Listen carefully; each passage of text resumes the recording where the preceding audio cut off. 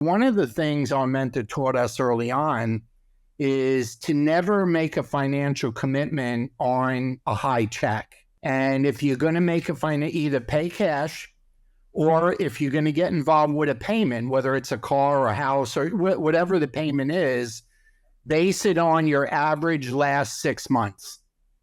Average it out for 6 months and then see if it makes sense then, but never make a decision on your high check.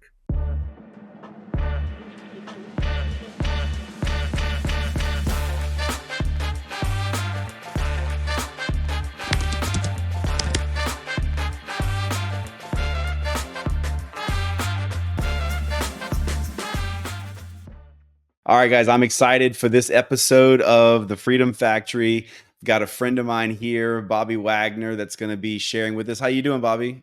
I'm great, Brandon. How are you?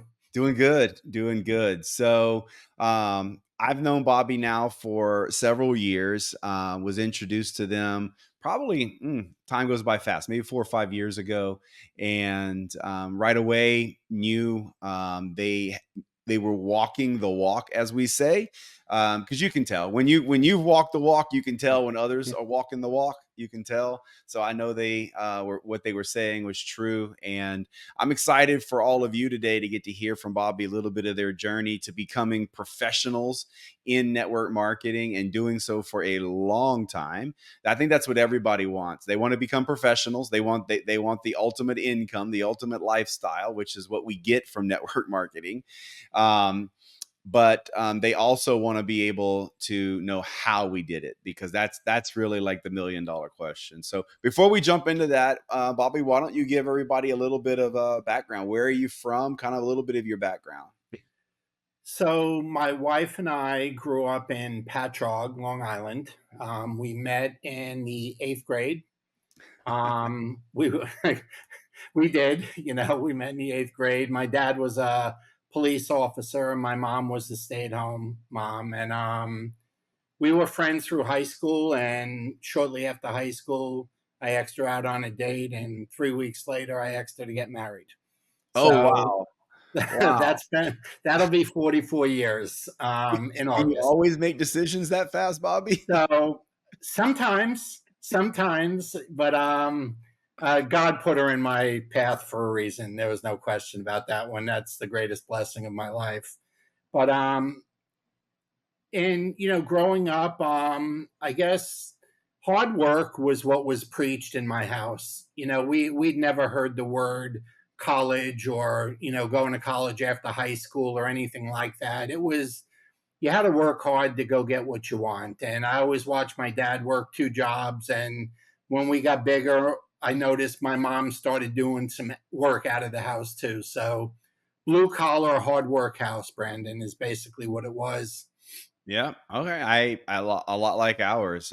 So did you or your parents didn't do college? So does that mean you didn't do it either? Is that what I'm hearing? Correct. Neither April or I went to college. Oh, both of you. Oh, I love Yeah. that. I love that. It's funny Um, today because I got 2 kids. And my friends are asking, how's the kids doing? And I'm like, yeah, they just finished up school. And they're like, so what college are they going to? And when I tell them they're not, the look on their face, it's still crazy to me, like that it's so ingrained in people that you just have to go to college. Like you just have to, like, if you don't go to college, like your life is going to be horrible. It's hilarious to me that is still in 2024 ingrained in people. I feel so blessed to have grown up where I did when I did, where that pressure wasn't there for college. So many of my friends, some went to college, but those are the ones that wanted to be doctors and lawyers and teachers and things like that. But most of my friends were more interested in having a car dealership or a mechanic business, a landscape business, a heat and air conditioning business. Most of them wanted to do that. So there was a lot of them went to trade schools and learned how Yeah. to do Yeah. something. And right And after high man, and school, there's a huge need for that now. Like it's the reverse now. absolutely. Like there's not enough trades, and people that are in the trades are absolutely slaying it financially because there's Oh, big time. no one Yep. knows how to fix things anymore. Yep. Hey, it's true also in in the the businesses, the family businesses, where the moms and dads a lot of times got to work more years because the kids don't want to take over the businesses. So it's happened a lot in the deli business, bakery business, restaurant business. It's different times, you Yeah. know. Yeah. And why do you think that is? Like, let's go off script. Why do you think that is? Like, why are the kids today just not doing, they're not following in the footsteps? They're just, where's that gap? You have any thoughts on that? I do. It's just an opinion, but I think in a lot of cases parents made it too easy on them. Mm, And look, my dad was a Marine and a New York City cop. Do I need to say? And he grew up as poor could be. Do I need to say anything else? right. There was no shenanigans in my house, but I love the fact that he always preached hard work, and you had to go out and work to get what you wanted. But I think it's just innate inside of us that we want our children and our kids to do better than we did and to have it better than we did. But somewhere along the line, we left the work part out of it. And all of a sudden, this college thing, and look, my three boys went to college, okay, but and we put a little bit of pressure on them, but one was an athlete, went on a baseball scholarship, okay. The other two just went and got their business degrees, and they're out doing their thing now.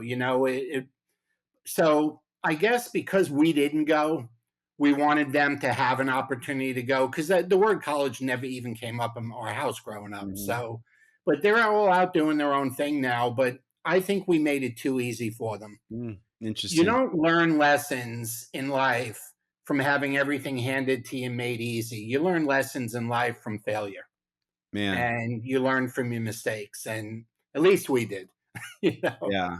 So, so you don't go to college, you start working. Eventually, did you get into business yourself? Were you an employee out of high school? Like, give me a little bit of that background.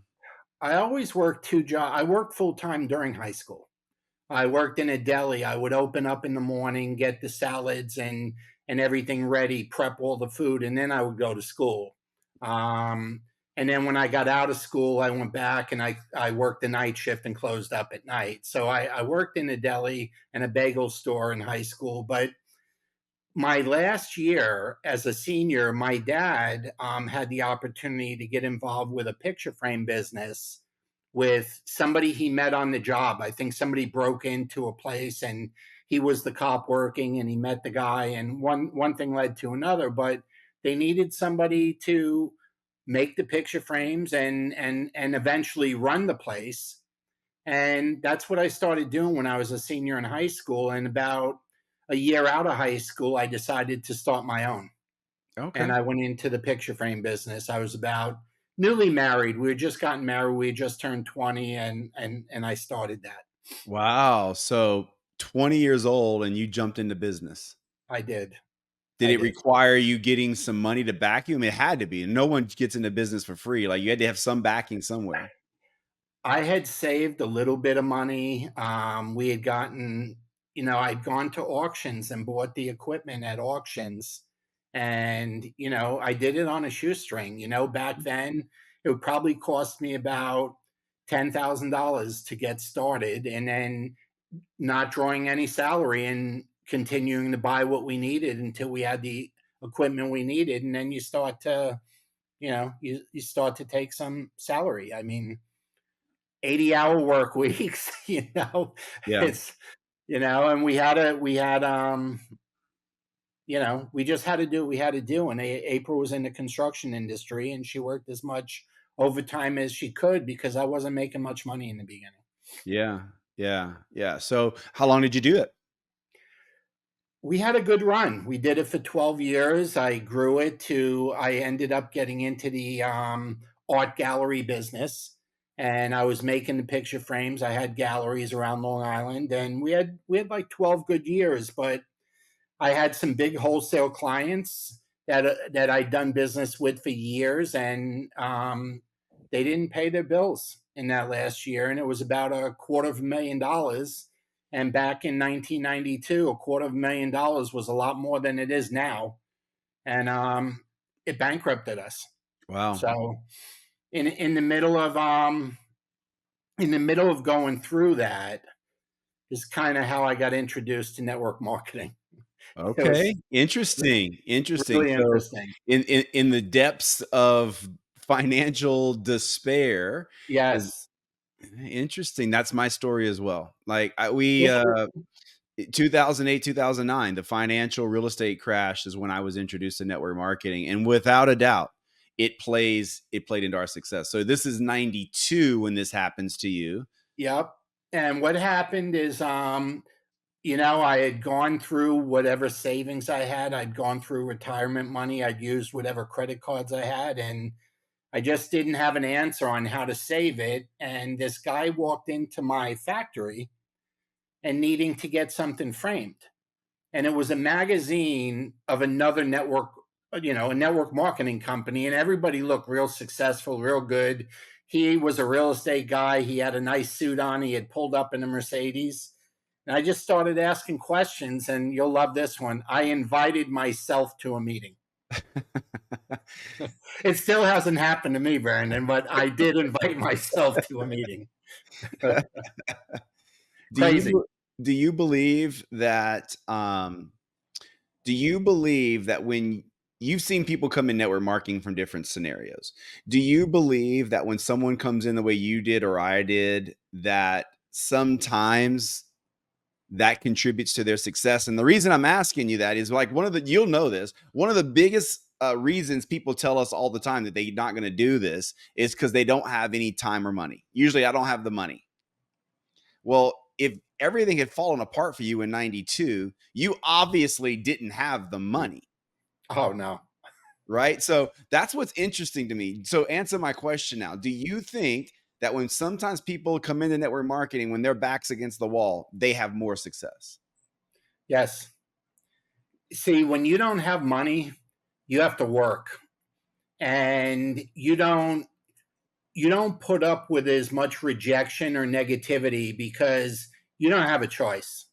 And the one thing I did have back then, I had a good mentor that helped work us through some of the ups and downs. And I was typical New Yorker, Brent. I was argumentative. I thought I was better. I knew, the guy mentoring me was, grew up in Tennessee, and I had a bit of an attitude with that. And but he had gone from truck driver to millionaire, and he just said, if you'll do what I ask and you do it for 5 years, it can happen for you too. Mm. So that's what we did. Yeah. Yeah. I love getting that background because everybody has very unique situations in their family, different dynamics, but there is some commonalities to some of the stories.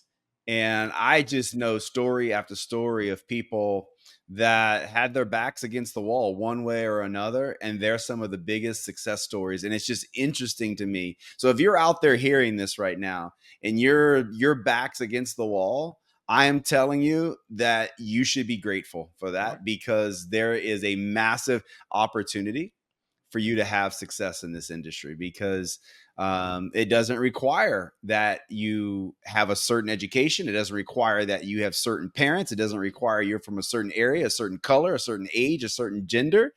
It just requires that you do what Bob said, and that is the work. Like you just got to do the work. What I've found out over our 32 years, Brandon, it seems, and this isn't everybody, but we've experienced this, money can make you soft. And, you start earning some money, and maybe the fire in the belly gets not quite as hot, as it was, because in the beginning, you're taking care of your needs. And then as the money comes in, you take care of your wants. And then if you don't find a way to keep that burn hot, you can get soft. Hmm. And it happens. It happens to everybody. Yeah, Tony Robbins, I know it's a little bit more elaborate, but he says basically, good times make bad leaders and bad times make good leaders. I could That see that. Yeah, and people get soft. They get a little complacent. So talk about, I mean, you we know you did the work. We know you hustled, but you still had some things to overcome. What were in the beginning, not now because obstacles never go away, but in the beginning, like first 6 months, first year, what was some of the things that was just really hard for you to overcome in network marketing? Getting in front of the room and doing the meetings. I was so concerned with my grammar. I was so concerned with, I had a high school education, but I didn't spend a lot of time in high school. I worked a lot, and I knew how to pass my classes without being in a lot of them. Uh-huh. So being in front of the room, speaking properly, having a decent grammar, um, was a big one, Yeah. for me and for April, and both of us. April would read off of index cards. She Uh-huh. couldn't even look the audience in the eye. Mhm. My voice would crack for probably 15 minutes before I I get on a roll or Yeah. whatever, and that was hard. That was hard for me. Yeah. I was a C student in high school. I hated school. I hated school. Well, And maybe that's why we're friends, Brandon, because that's you sound like me. I was a C student and grateful that I got C's. Yep. Oh gosh, yeah. I heard something too recently. I'm constantly listening to things, reading things that some of the most successful entrepreneurs are C students. And it's because the more academic kids, they think things through so much and are more analytical. And your more successful entrepreneurs do less thinking and more action. They don't think about what could go wrong. They just do the action. So Maybe true. just too silly to know it won't work and too stubborn to know it's going to work. Like that Well, and pretty much is what makes sense. I think another part of that, Brandon, is and they didn't care one way or the other. They were just doing the do. And Yeah. they weren't worried about what someone else thought because the someone else didn't understand why they were doing what they were doing for their family and children and in building a business. And I think that all played into it. Yeah, for sure. Um what has before we transition some questions out of network marketing more into business, um what has been like one of the things you receive by being in network marketing that you really appreciate outside of the money, outside of the commission check? What is network marketing giving you that you really, really are grateful for? The ability and the freedom to wake up in the morning every morning without an alarm clock and do whatever we want to do every day of our lives. It's the money part. Look, that's a different number for everybody, and some people can retire on 5,000, some it's 10, some it's 20 a month, or that number is different for everybody.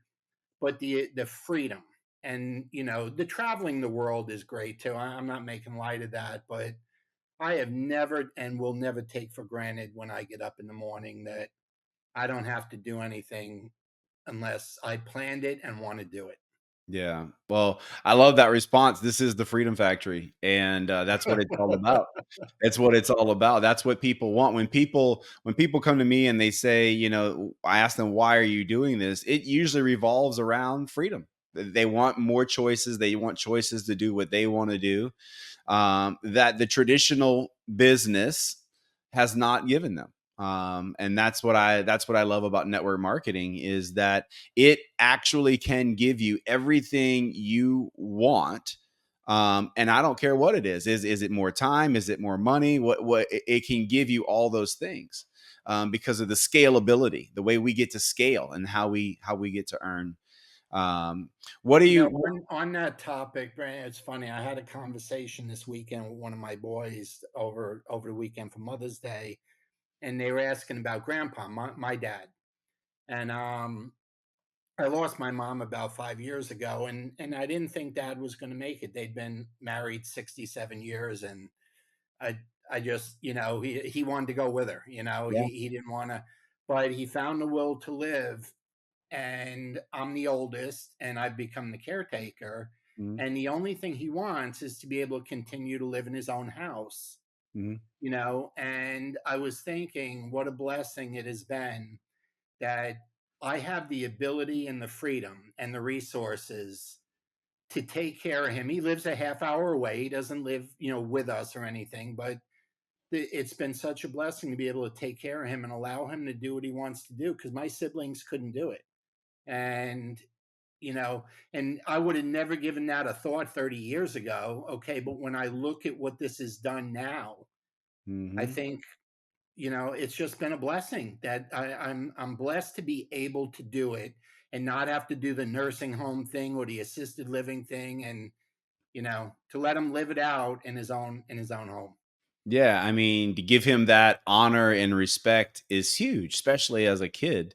That many people, that's a crisis right now, Bobby, around the world, but the United States, senior care is a crisis because it's so expensive and people are pushed to the limits right now financially that they really can't afford to Right. put their parents in care. They don't have the time to do it because they're strapped working. It's a crisis right now. And that's incredible that network marketing is helping you do that. That's And awesome. that's the time thing, Brandon. He did well enough in life to have the finances to take care of himself at this stage, but somebody needed the time. He can't drive anymore. He can't food Mm. shop anymore. He needs to go to someone's got to take him to, his doctor's appointments and stuff. And it goes back to the whole time freedom thing. Yeah. Yeah. Why do you think some people make it in network marketing and others don't? I know you've thought about it. Have you narrowed it down to like why some make it and some don't? I think it's two things. I think that their why has to be real, not just something they dreamed up one day after they saw a meeting that, I want to quit my job, or I want to buy a bigger house, or I want to do this. I mean, the why has got to be real. Okay. And it could be any why, but it's got to be real. And then the other thing I think is work ethic. I don't think everybody's been blessed with the same work ethic. I those two combinations, somebody's why has to be hot, okay, and real. And if they don't have good work ethic, they have to be willing to learn it. Yeah.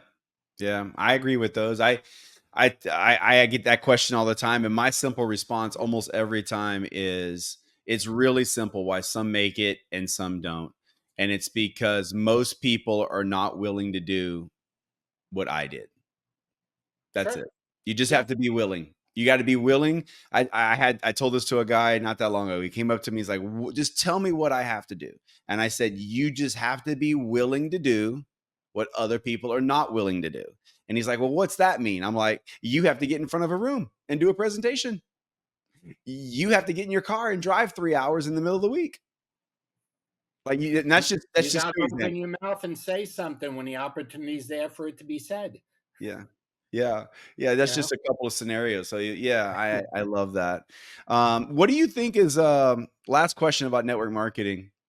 What do you think? I mean, it's changed so much. You've said you've done this now a few decades. Is it 3 decades you've done this? yep. You've seen a lot of changes. How's network marketing different now than it was a few years ago? Like, where do you think it's heading? Yeah. I'm not sure exactly where it's heading. Where it's different now is there's so much more technology involved with it, and that's good and it's bad.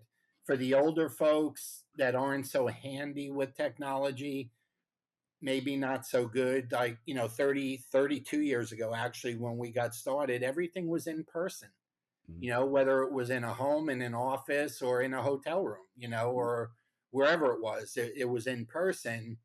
And you're always going to be more effective in person. It could be in person on a Zoom, it could be in person at Starbucks, it could be in person at a hotel, but you're always going to be more effective in person. And the number of people you need to talk to in order to make a sale, whether it's a product or starting a business, whatever it might be, you need to speak to less if you're in person than if you're doing it more with technology. Those ratios change, and you can't be fooled into thinking, well, I texted this number of people, or I messaged this number of people, or I did this number of posts, and compare that number as the same number as if you spoke to them in person. Mhm. Okay, it's not the same numbers. So, but I do think technology has its place. And again, I had a conversation recently with somebody that said, I just want to do everything online. And I said, I'm not going to tell you you can't do that, but if you want to take advantage of my experience, I said I would be more open-minded if I were you, to a blend of doing things in person and online. And if you're going to do it online, get really good at one of them first before you try doing multiples. I don't care if it's LinkedIn or Twitter or YouTube, Facebook, Instagram, whatever one, but get good at one before you start bouncing all around. Yeah. So Yeah. I think it's going to be a blend. I like the old days, don't get me wrong. I like people.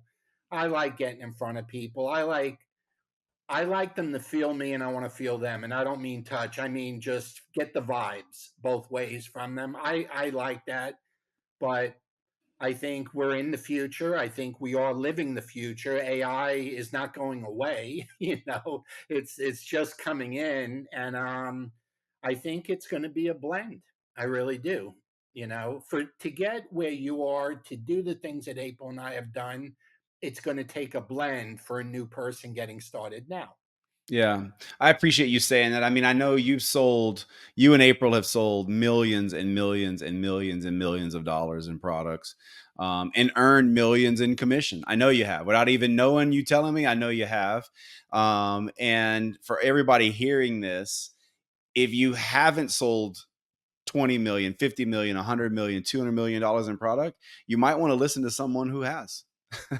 And what he just said is absolutely the truth. Your highest conversion will always be live in person, Yep. always, without a doubt. There is hands down, it is always going to be that way. And word of mouth advertising will always be the most powerful advertising. Always, Always. Always. always. Yep. There's a guy right now that's really hot in social media. That's a sales guru. His name is Alex Hermosi. Maybe you've seen him. He's got this big beard. He wears a ball cap backwards. He's got a white wife beater, we call him, like, shirt that he wears a shirt over. I haven't listened, but I have seen them. Seen the guy, right, with the nose strip? Yep. Okay. Yep. His name is Alex Hermosi. The guy is by the way, he's brilliant, and I encourage you to listen to some of his stuff.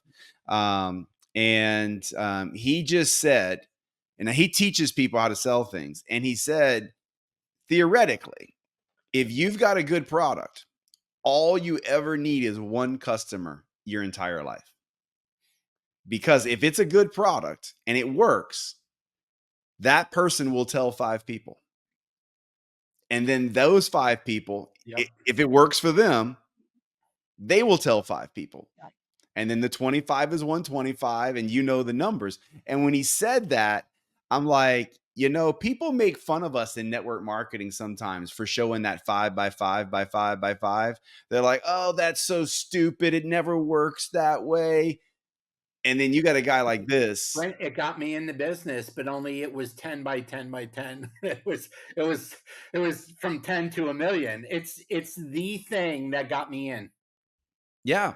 I Be- saw that drawn out on a board at the first meeting, and I just remember saying, I don't know if it's going to work exactly like that, but if a percentage of that is true, I'm going to be rich.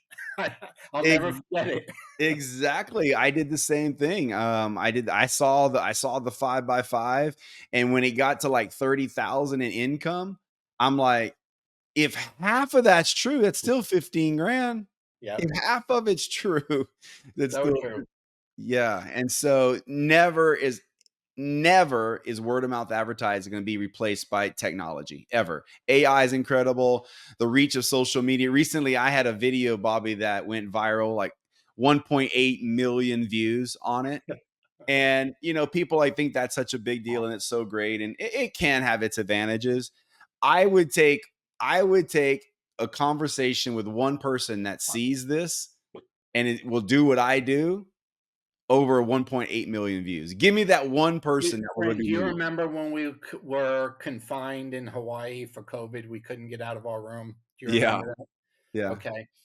We did a video of getting out of the room, kind of like we are getting out of jail. And when we finally just gave up and went home, and it got over 1 million views. Uh, April did on Instagram and TikTok. And okay, that puts you in the million view club. But I couldn't agree with you more. One or two conversations with a real interested party that sees it, I would trade that in a heartbeat. of course, of And course. people say, "Well, it was 1 million. Yeah, what are you going to do with it?" Yeah, you know? exactly, exactly. Yeah, and then Facebook sent me a message that I infringed on something, and they pulled it down. Did they really? Yeah, yeah. All right, let's transition a little bit. You guys have had massive success. You've made a lot of money, and one of my missions is that we help people not only understand that network marketing is a real business and can fix a lot of real world problems when it comes to lack of time, lack of money. We know that we can do that. The next thing, though, is I have seen just it's horrible how many people I've seen that have made a lot of money. I'm talking six-figure a year income, some seven-figure a year income earners that blow the money. Like literally like professional athletes. Like they make all this money and then when something happens, they are in worse situation financially than they were before the money. And that is absolutely got to stop. We have got to people join network marketing for freedom. That's why we called this the Freedom Factory. And the only way you're ever going to have freedom completely is if you're completely independent of the needs of others, including your current network marketing company. Like my goal was once I realized this thing was going to work for Lynette and I, my goal was to make enough money and put that money to work that I would get to a point where I never needed another penny from my network marketing company and I would be fine. And that's the goal I have for everybody listening to this podcast is that we teach you how to become professionals. And secondly, we teach you what to do with that money. So you and your wife, April, have done really well. What are some of the things did you guys did you form a corporation? I think it's probably a rhetorical question, but you did We it. When did did, you do it? and we because of my picture frame business and some of the contacts that April had in the construction business, we had an accountant early on that it's funny because of the amount of time that we've been in the industry. We had to teach the accountant about network marketing.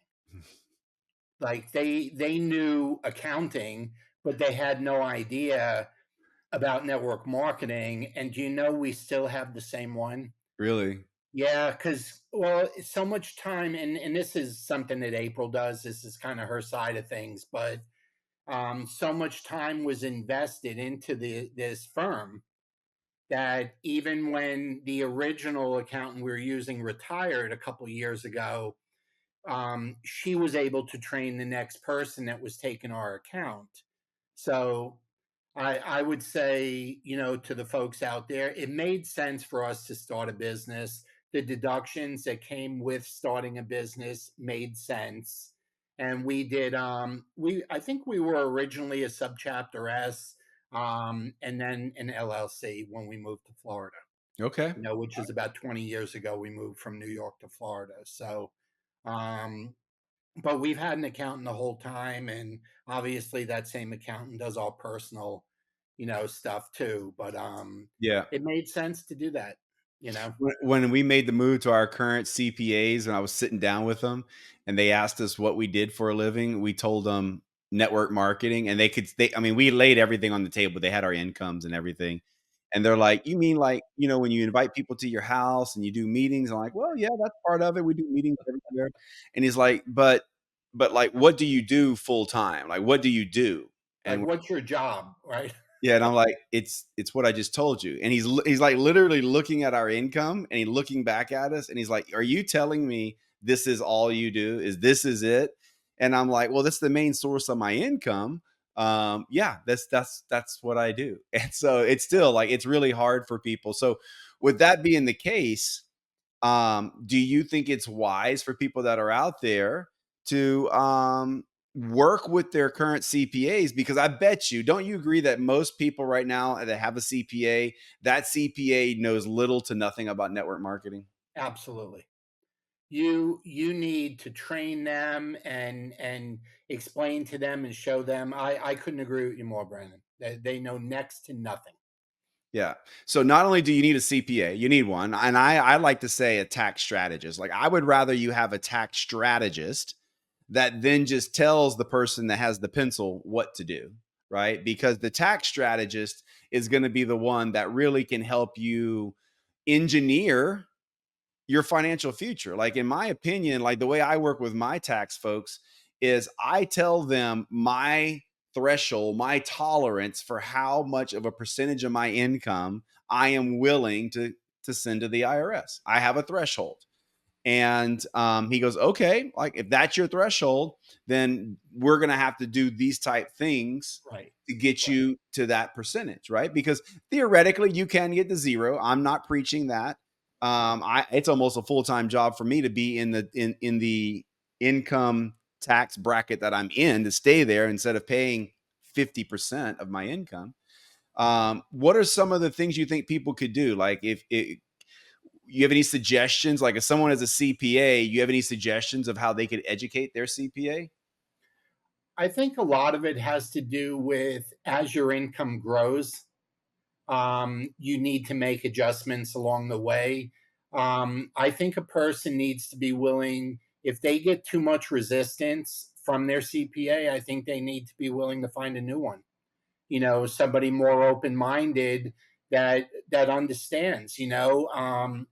In our business, there's a lot of deductions that go with it. There's a lot of things that can be claimed totally legit, above board, and that get left behind when your accountant doesn't know what they need to know. So it just because your accountant may be your friend or maybe you got some years with them, if they're not doing the right thing by you, you got to be willing to change. And you know, Yeah, I agree. A couple years ago, um, I ran into a situation where I thought maybe I needed to get another opinion. I need to get another set of eyeballs on something. So I went to my accountant and I said, "Hey, listen, would you be open to me bringing in another tax strategist and him evaluating the decisions you're making?" And they said, "Sure, let's do that. In fact, I would like it." And that was the moment I knew I was still with the right people. yeah, absolutely, absolutely. That's when I knew I That was was the still with. right answer. Yeah. Yeah. So if someone says, "Hey, would you collaborate with another CPA?" If they say no, that should be a flag. Yep, that's a That red flag. That's a red flag. And Yep. so it would be worth it for you to spend, on my advice, spend $500, spend $1,000 for just someone to come in and do an evaluation. Like, take the last 2 years of your tax returns, give them the last 2 years of your tax returns, and say, "Hey, did my guy or my girl, did they catch everything, or did they miss something?"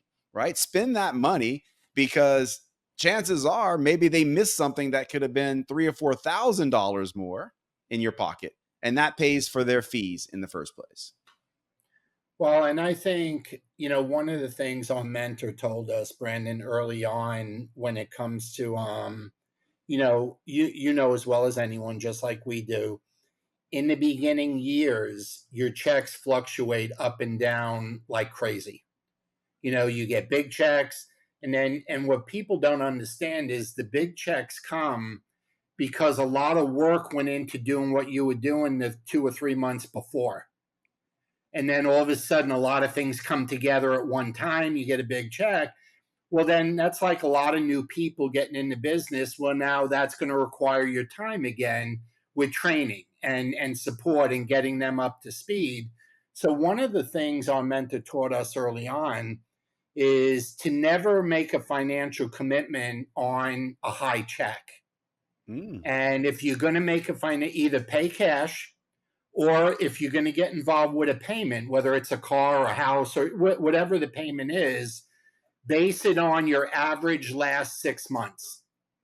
Average it out for 6 months and then see if it makes sense then, but never make a decision on your high check.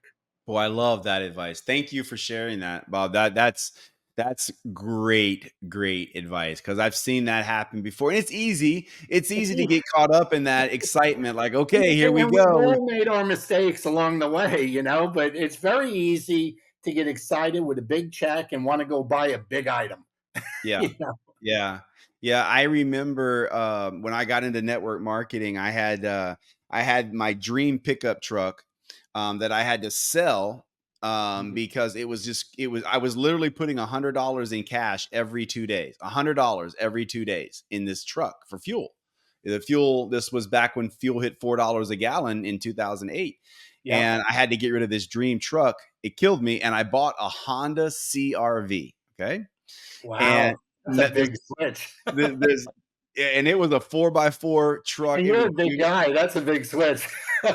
Yeah, like I one day I one day I had had enough. I'll tell you the whole quick story here. I'd had enough of the CRV. I said I came in one day and I said, "Lynette, I think, I need to get rid of this car." And she's like, "Why? It's still There's nothing wrong with the car." I'm like, "Yes, but every time I'm at a red light and I look to one way or another and I see another Honda CRV, it's always a lady and she's always in her 50s or 60s." And I'm like, "I'm not a lady, and I'm not." At the time, I'm like, "I'm not in my Right. 50s and 60s." So we had a laugh about it, but here's the point. I drove that Honda CRV in all the way until we were making over $50,000 a month. We were making over $50,000 a And you're month, still driving and it. I was still driving the Honda CRV. And then when I did finally get rid of it, I bought a nice 7 Series BMW, but I bought it used. I didn't buy a new one. I bought it used with some miles on it. I didn't pay cash, but I think I only paid $40,000 for this car. We did, Brent, some of the best things we ever did was buy like 1 or 2 year, rarely underused fancy cars. We tried to stay away from taking it out of the showroom. We let someone else do that. I had a friend at the Mercedes dealership over in Daytona, and he knew when the tennis lady brought the car in for a different color to call me when with the one she was trading in. you know, and a number of times, got something with 7, 8, 9,000 miles on it. I mean, it was ridiculous. Even the owner of our previous company, the company we did before I met you, and he had this $180,000 Mercedes that he had in his garage, with his Bentleys and everything else that he had sitting in the garage. And 4 years went by. 3 years went by, and I said, I got first dibs on that one over there if you ever decide to get rid of it. And it had 10,000 miles on it, and I got it for half price. Oh, wow. And That's I good. kept that one about 5 years. That ended up, and I still got 50 for it when I traded it in for the next one.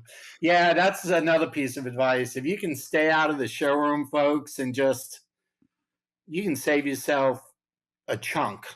Yeah. What do you have, a financial, like, investment strategy? Do you and April work within a certain, like, percentage, or do you have a strategy when it comes to investing? Not really. We save what we can save. We obviously we have a stock portfolio, but I wouldn't call it a strategy. It's Okay. just, All right. So take a percentage and say, do you invest based on someone's advice? Do you invest based on your own, background education you do and, like, kind of getting information, like, I like this company? Like, how do you invest, or what do you like to invest in? I love when somebody shares information with me that has done the investigative side of things and investing in that company or that stock. Or do I do a lot of research myself? I will check theirs a little bit and make sure that there's no conflicts with what they shared with me. But I love getting advice from people that know more about that than I do. Sure, sure. Do you guys, so you have some stock. Do you do any real estate investing at all? We were, and we're getting ready to again. Um, so we at one time, and you can probably relate to this, we had 5 or 6 houses around '08, '09, 10, 11, 12, and we were happy to divest ourselves of those. Um, for a long time, we lived in a seven-figure home, and Hmm. the kids moved out, and we downsized a little there, but we're kind of ready to go back up again now. We've kind of, it's been 5 years since, and we're ready to do something a little different. We Yeah. just don't know where. You got any suggestions? Florida's a good one. Well, Florida's a I, good I think spot. we want to stay in the state, but we're not sure we want to stay around Orlando. We're not sure. Yeah. Yeah. Well, Florida, one of the things I saw recently that I think is really wise is if you're wanting to invest or if you're wanting to move personally your own residence, like one of the easiest ways, one of the best financial plays you guys can make. I'm not just talking about you. This is really not for you, Bobby. It's for someone else that's wanting to invest. Is I tell younger people that, have the energy and kind of the drive, buy a house and plan on selling it. Like live there 2 years and flip houses every 2 years because you don't pay taxes on that. If you live in the house for 2 years, you don't pay taxes on the profit. Just keep rolling that. I mean, it's one of the easy ways. Or buy something that's multifamily, live in one side of it, rent the other side of it. Do you know, Brandon, we did all of those three things when we first got married. That's all we did. We moved in, kind of a fixer upper. We got the bedroom, bathroom, and kitchen okay, and then took care of the rest of it, sold it, went on to the next one, did a few two families after that where someone was paying rent, cover most of the mortgage, and then you start making some money and you kind of wanted your own house Yeah, after a the while. the the big mistake people are making today is they're trying to go out and buy the $500,000 house, which just is an average house these days, Right. and they really can't even afford that. Well, I mean, They it would want be to much start with the big better. one. They want Yeah, to start with the big one instead of two or three trade ups.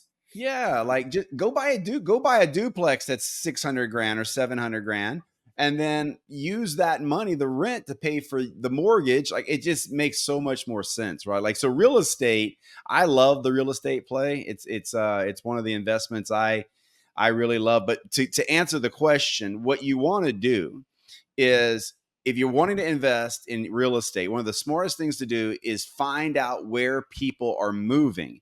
And one of the best ways to do that is to track the moving companies. This is data you can get your hands on. One way moving. You need to One, track yeah, where U-Hauls are going and not returning.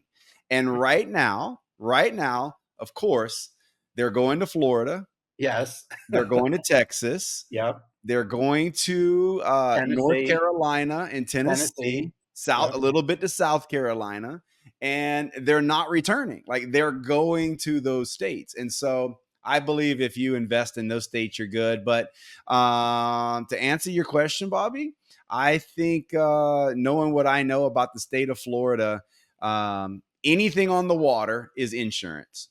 Right.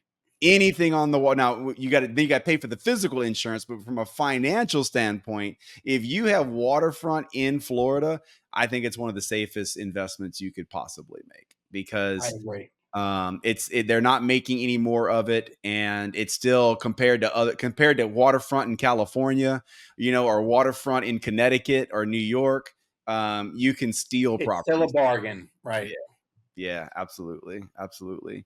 Well, listen, it's been great chatting with you. I appreciate you being on here today and sharing some of your knowledge. Some of the things you shared today is absolute gold, just absolute gold. So I appreciate you being on here today. It's been my pleasure, and thanks for having me. Right on.